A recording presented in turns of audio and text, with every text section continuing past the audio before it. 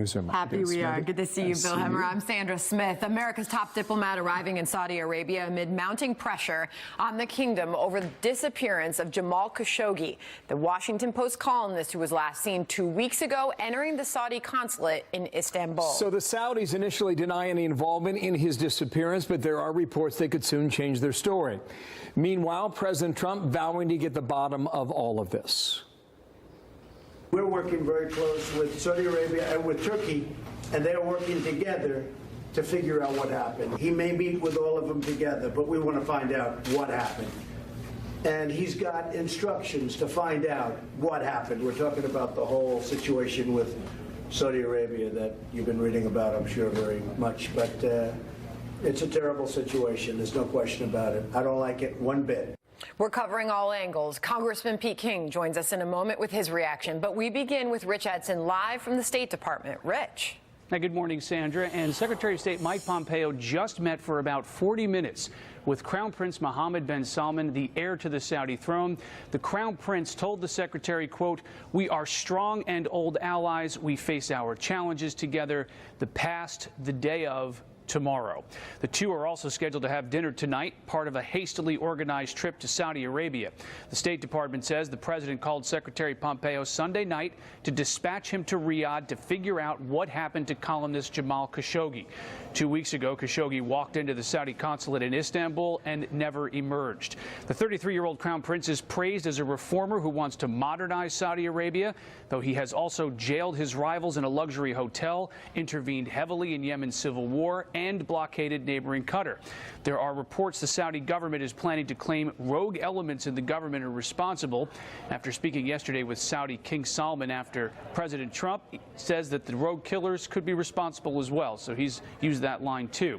There's skepticism surrounding that since Crown Prince bin Salman has significant authority and control in Saudi Arabia. The Saudi government has issued no official report nor has commented on this, Sandra. Rich, how will the U.S. respond if the Saudi government is found responsible? It's unclear. The president's top economic advisor, Larry Kudlow, said that there will be stern action, though the administration hasn't listed any specifics.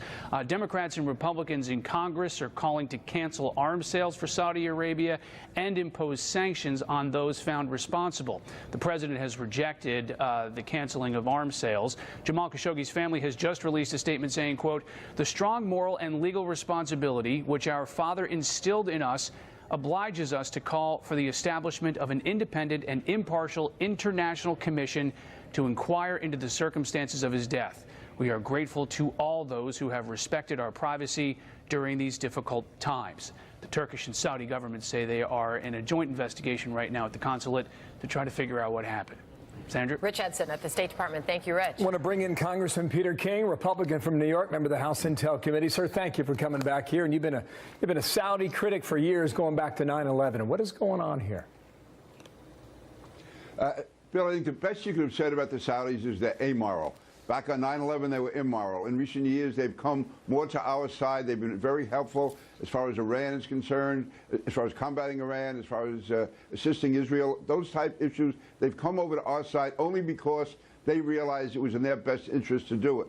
But on a moment's notice, they could turn away from us. Right now, Saudi is an important ally, but we cannot allow this to happen. You cannot allow, in today's day and age, to have a journalist, a resident of the U.S., a citizen of the Saudis, killed and murdered, apparently decomposed, torn apart in the Saudi consulate. This violates all standards of human behavior. So, again, I want to keep the Saudis as an ally if we can, but to do we can't allow opposition to human rights to understood all the points you're making, but before we get ahead of the facts that we know already, keep it to what we understand at the moment. Mike Pompeo's there. What comes of his trip? Well, first of all, I have great faith in Mike Pompeo. Secretary Pompeo is outstanding. He's first rate. He's going to get right to it. And what we have to do is convince the Saudis they need us more than we need them. Because of our oil supplies, we are no longer dependent on the Saudis. As far as the weaponry, the fact is, yes, they could turn toward Russia, but in that case, they have so much other weaponry that depends on the U.S. to function.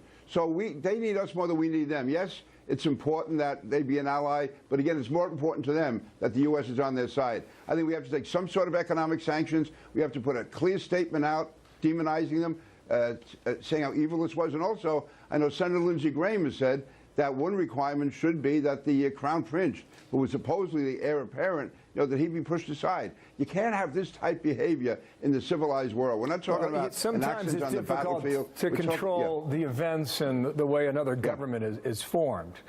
But just keep it where we are at the moment. What did you think of President Trump's decision to send Mike Pompeo there?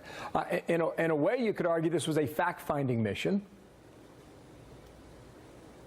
I would say it's fact-finding, but also I would believe that Mike Pompeo is taking a message to the Saudi king, telling him certain things that we are going to demand. What they are, I can't say. I don't know. But the president does have a lot of weapons at his disposal, diplomatic, economic, and others.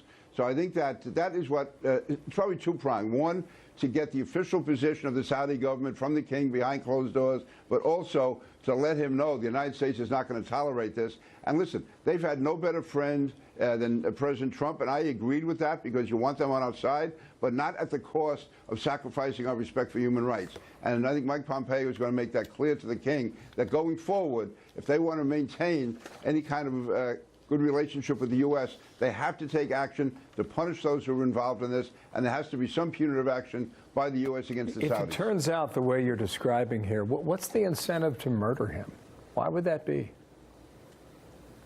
Again, this just shows almost a barbaric tone. This is like the dark underside of Saudi Arabia. And, we had thought the Crown Prince was bringing the Saudis into the 21st century.